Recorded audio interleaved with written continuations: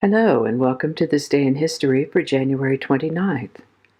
January 29th is the 29th day of the year in the Gregorian calendar, with 336 days remaining until the end of the year, except for leap years, in which case there are 337 days remaining until the end of the year. Today's word is exponential. In mathematics, the word exponential is of or expressed by a mathematical exponent, which has to do with multiplying a number by itself.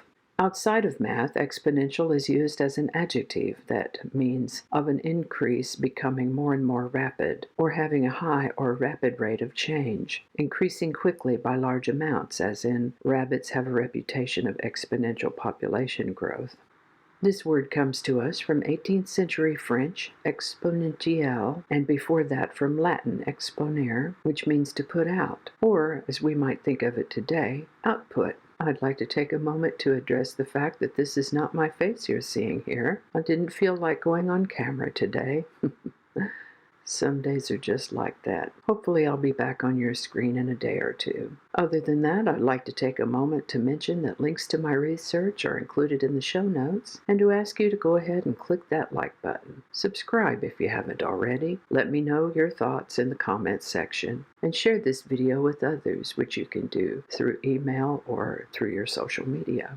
And with that, we're going to start in the year 1737. Now, we've talked about Thomas Paine before. He's known for having published a pamphlet entitled Common Sense in 1776, which established him as one of the founding fathers of the United States. Thomas Paine was born on January 29, 1737. He lived to the age of 72. This is the birthday of American general, lawyer, and politician Moses Cleaveland, perhaps best remembered today for having founded Cleveland, Ohio. He was born on January 29, 1754. King George III died on this date in 1820. This is the very King George whose authoritarian demands prompted the American colonists to cleave together and fight for independence from Britain. On January 29, 1843, William McKinley was born. He became the 25th president and was the first one to ride in an automobile. Edgar Allan Poe's poem, The Raven, was published in the New York Evening Mirror on January 29, 1845. Kansas became the 34th state to enter the Union on January 29, 1861. This is the birthday of American actor, comedian, and screenwriter W.C. Fields. He was born in 1880.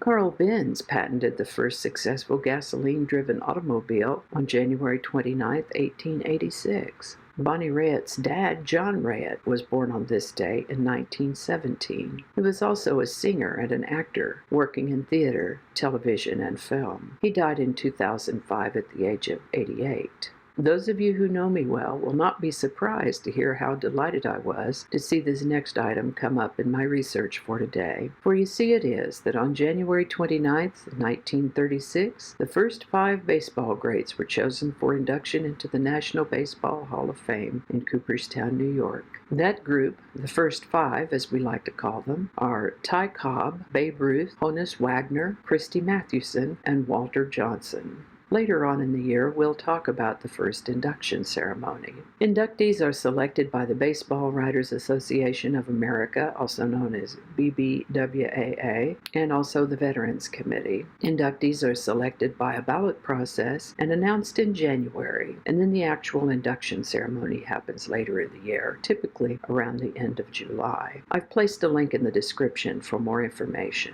And we just mentioned Paul Newman the other day, didn't we? Well, he's back in this day in history today because on January 29th, 1958, Paul Newman and Joanne Woodward got married. Unusual in general and a definite anomaly in Hollywood, these two were devoted to each other and stayed married until death parted them. A folk trio known as Peter, Paul, and Mary signed their first recording contract with Warner Brothers on January 29, 1962. I've placed a link to one of their popular hits in the show notes.